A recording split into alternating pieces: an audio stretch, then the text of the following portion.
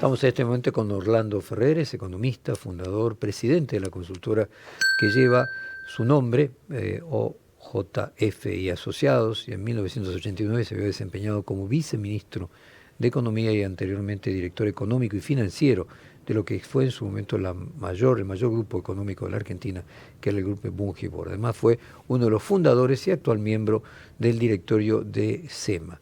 En una entrevista en Canal E, Orlando Ferreres confirmó que el acuerdo con el Fondo Monetario Internacional podría acelerar la salida del cepo. Vos dijiste en Canal E que esto podría acelerar la salida del cepo. En la última entrevista que te hicimos, vos marcabas que imaginabas una corrección, no quiero usar la palabra devaluación del peso para que parezca muy dura, pero bueno, una corrección cambiaria después de las elecciones. Bueno, y me gustaría actualizar tu pronóstico. Básicamente se mantiene, o sea, yo creo que la aceleración del préstamo del Fondo Monetario Internacional va a ayudar a poder hacer el cambio del Tesoro por sus letras intransferibles a dólares del Fondo Monetario Internacional que le daría el Fondo Monetario, y eso permitiría, digamos, tener el patrimonio mejor del Banco Central como para empezar a mover el tema de los distintos puntos del cepo, entre ellos los dividendos y otros envíos de capital que ahora no se pueden hacer. Algunos sí, pero muy poco lo que se puede hacer, salvo que no se entre en el mercado cotado con liqui y en cuotas, es decir, está muy racionalizado. Eso podría mejorar mucho. ¿Y imaginás que entonces podría ser antes de las elecciones o mantenés tu pronóstico después de las elecciones? No, yo pienso que si sale el fondo con el acuerdo ahora, que se apruebe el DNU, etcétera, que se mandó al Congreso, todo eso ya en cierto modo es válido desde hoy, pero el Congreso tiene que aprobarlo todavía. Entonces yo creo que puede ser antes, la salida del cepo puede ser antes de las elecciones. Está bien que va a haber elecciones también en la capital federal en mayo, o sea que son rápidas, y que por ahí no llegamos a eso, pero puede ser antes de octubre. O sea, vos asociás directamente el crédito del Fondo Monetario, que una vez que esté pasado el dinero al Banco Central, automáticamente se produciría la apertura del mercado de cambio. ¿Y qué imaginás que pasaría en ese contexto con el dólar? ¿Crees que iría a un valor parecido al dólar oficial con el Kremlin que tiene actualmente, o crees que se parecería más a alguno de los dólares alternativos o algo en el medio? Yo creo que algo en el medio, porque algo va a subir, efectivamente puede haber demanda y eso puede implicar una corrida.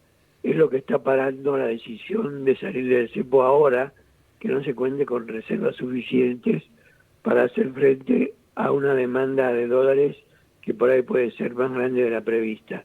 Yo creo que eso va a ocurrir, pero en un nivel intermedio.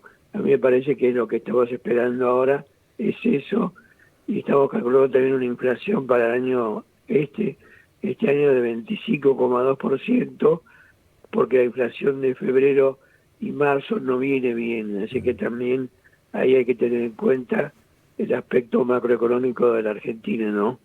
Ahí quiere preguntarte Elizabeth Pejer. Orlando, ¿cómo le va? Muy buenos días.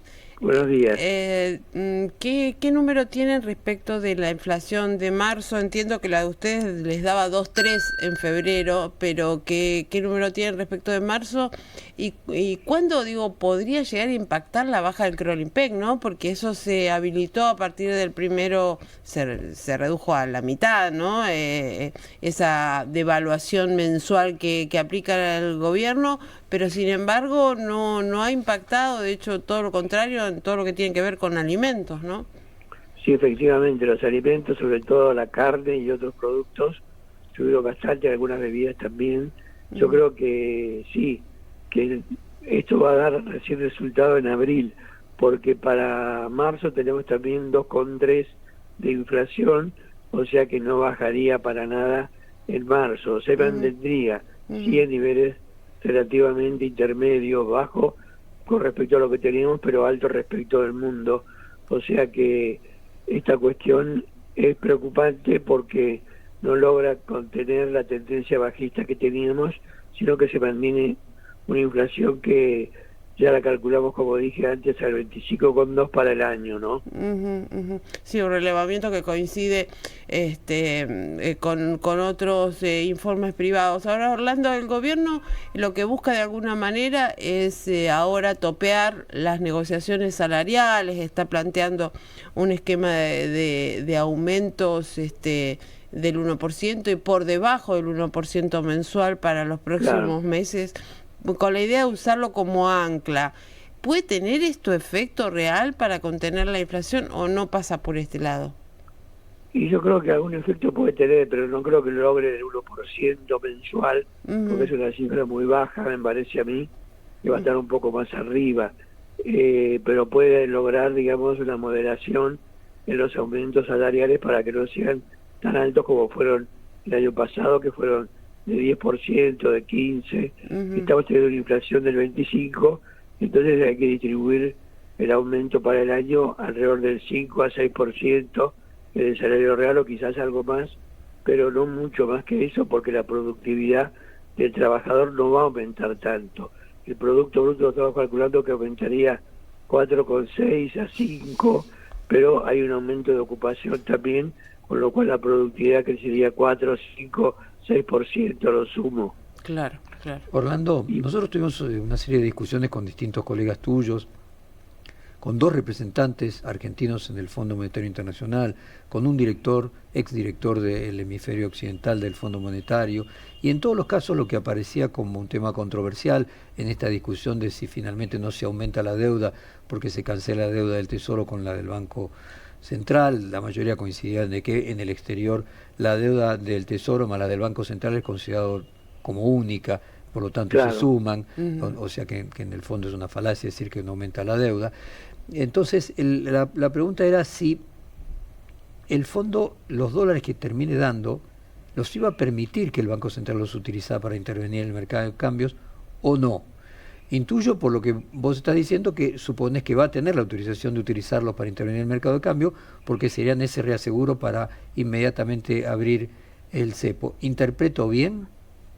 Sí, estás interpretando bien. Es decir, no sé hasta qué grado va a abrir, pero que lo va a hacer rápido, sí, porque también requiere el apoyo de la población para las elecciones de octubre, senadores y diputados.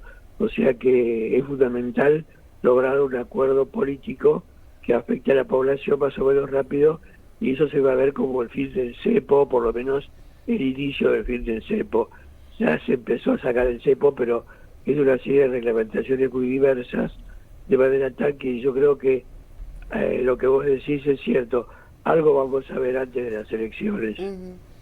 Y una pregunta más, Orlando.